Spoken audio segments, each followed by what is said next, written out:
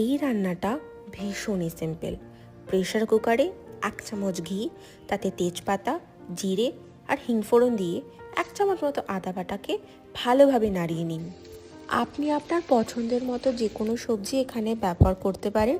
আমি এখানে ফুলকপি, গাজর, বিনসকে সামান্য নুন দিয়ে কিছুক্ষণ নাড়িয়ে নিলাম। তারপর কুচনো ক্যাপসিকাম, টমেটো কুচি আর কাঁচা লঙ্কা দিয়ে লাস্টে মটরশুঁটিগুলোকে দিয়ে দিলাম। আমি এখানে নর্মাল বাসমতি রাইস ব্যবহার করেছি।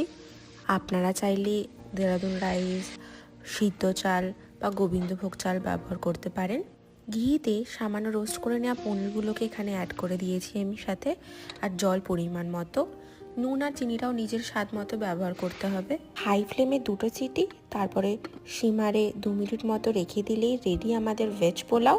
এত সহজ আর সুন্দর রান্নাটা তোমাদের সাথে শেয়ার করলাম, আর তোমরা একটু লাইক আর সাবস্ক্রাইব করবে না?